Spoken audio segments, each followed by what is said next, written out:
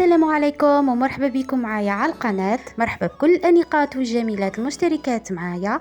وإذا كنتي مهتمة بموضوع جديد الموديلات ما عليك إلا أنك تنضمي للقناة بتفعيل الجرس باش يلحقك كل جديد من فيديوهاتي. خيرت لكم لي فيديو اليوم مجموعة خفيفة وحلوة إن شاء الله تعجبكم. وشوفوا أول موديل. اسم القماش الكريب، رقبة مفتوحة مزينة بقالون الفتول وبلي بيرل، لي مانش فولار.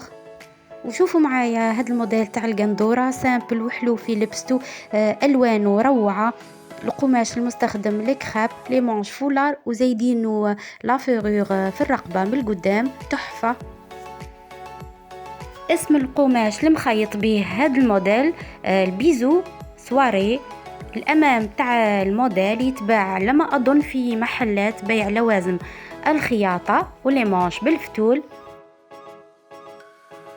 موديل غوب سامبل وحلوة مخيطة بقماش ساتان بسفيفة وبالفولاغ في لي مانش. موديل قندورة صيفي جديد.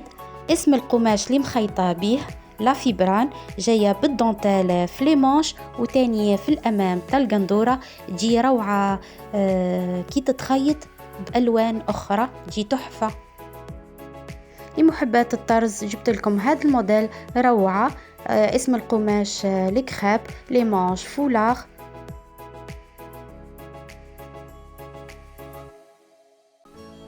اما هذا الموديل مخيط بقماش ساتان روس وبلا فيرور وبالفولاغ في لي مانش، وجايه مزينه تاني بالقالون في الكتاف. يعني تقريبا كل موديلات راهي بقماش الكريب. موديل في القطيفة مخيط بقماش القطيفة رويال، جاية بلي بيرل وبلا سينتور. اما هاد القندورة سامبل وحلوة في لبستها مخيطة بقماش لا فيبران ومزينة بلي بيرل وبالفتولة في لي مانش. وهكا نكون كملت معاكم تشكيلة اليوم. اذا عجبتكم المجموعة ما تنساوش تدعموني بالإعجاب. نتلاقاو ان شاء الله في فيديوهات قادمة. السلام عليكم ورحمة الله تعالى وبركاته.